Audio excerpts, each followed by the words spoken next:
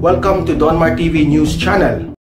Sa naging pagdiriwang ng ika-123 anibersaryo ng Araw ng Kalayaan ng Pilipinas ay muling binigyang pagpupugay ni Pangulong Rodrigo Roa Duterte ang mga frontliners sa patuloy na tumutulong sa bansa para labanan ng COVID-19. Sila po ang mga health workers, uniform personnel at iba pang itinuturing na frontliner na tinawag ng Pangulo bilang modern day heroes. Narito ang detalye.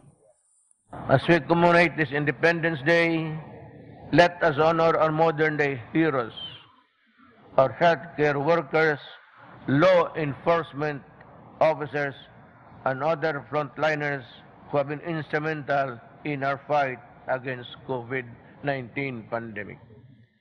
In the past year, they have risked their own lives and sacrificed their own comfort and security to ensure that our society will continue to function despite this crisis.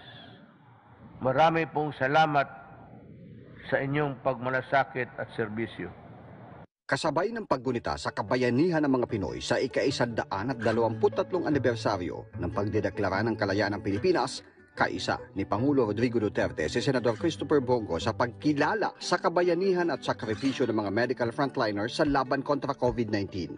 Ayon kay Go, bilang chairperson ng Senate Committee on Health, special mention sa kanya ang mga frontliners sa patuloy na laban kontra COVID-19 dahil buhay ng mga kapwa Pilipino ay inililigtas nila. Binuweltahan ni Davao City Mayor Sara Duterte si Vice President Leni Robredo sa naging pahayag nito na dapat matuto ang Davao sa mga ginawa ng Cebu para makontrol ang pagtaas ng COVID-19 cases.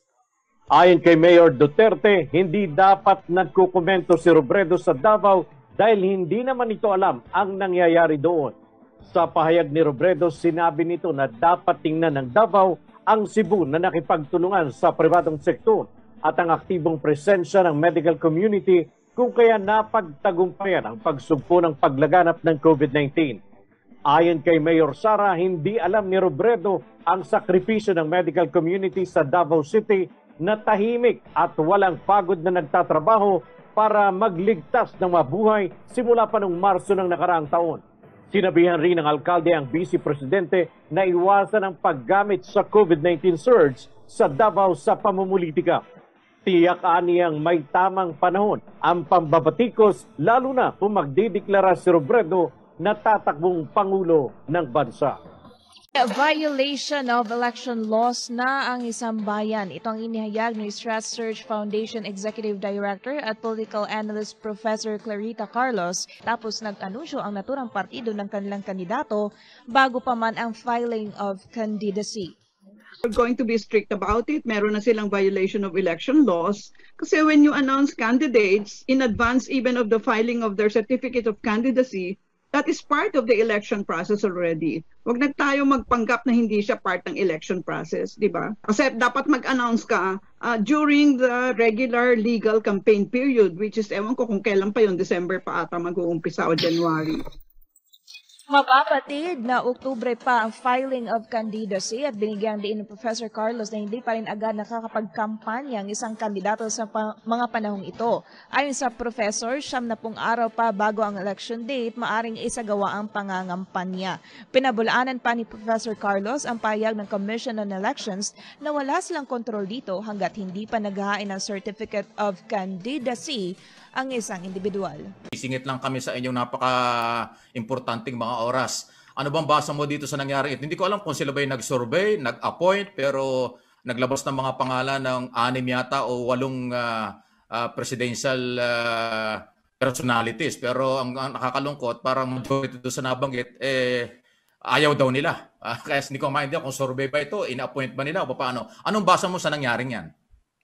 Well, siguro dahil hindi naman tayo kasali dyan, sa pantahalan natin kung paano sila na-reach nila yung ganyang mga pangalan. Although sinabi sa dyaryo na maraming silang mga tinanong ng iba't ibang sektor. Pero ako, nagulat ako na pareho ring mga pangalan ang nakita ko at wala akong nakita doon na makakagulat sa akin. So parang naghikab na lang ako kasi it's more of the same faces. So ano yung bago na sinasabi nilang bago, di ba? Totoo yan. At saka hindi lang sa walang bago, kung hindi pasintabi na yung mga napili nilang mga pangalan ay ayaw naman. Mabigat yun eh. Yung tumanggi, yung ayaw palang hindi pala sila nagpaplano maging presidente pero nakasama doon sa survey. So kaya lumalabas, dadalwa yung may interest. So sabi mo nga, walang bago. Dati na rin, di ba, Professor?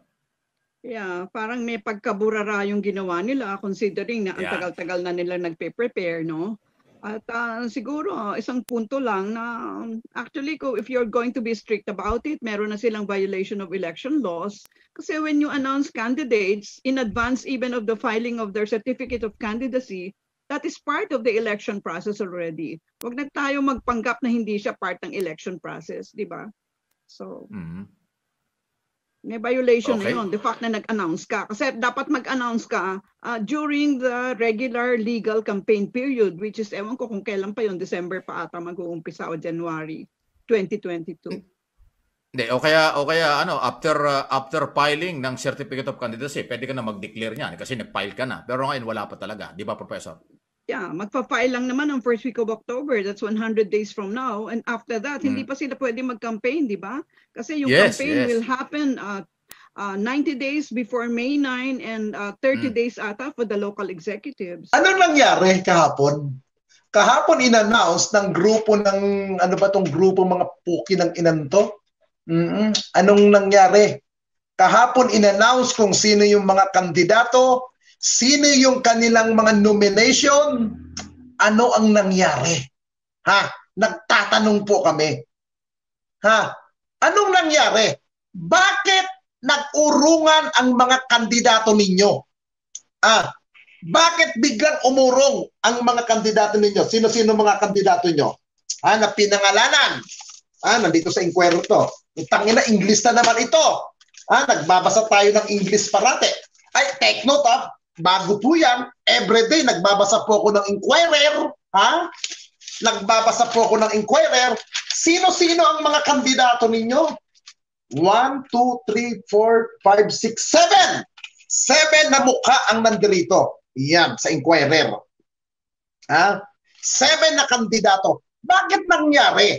Bakit umurong si Chel Jokno? Umatras si Vilma Santos, si Grace po umatras, at umatras din si Brother Eddie Villanuevang tarantado na gago. Bakit nangyari yan? Akala ko ba may pagkakaisa kayo? Ay ibig sabihin nito alam nyo, mababantot na yung mga in-endorse ninyong kandidato, nabantutan din sila sa kapwa nyo mababantot.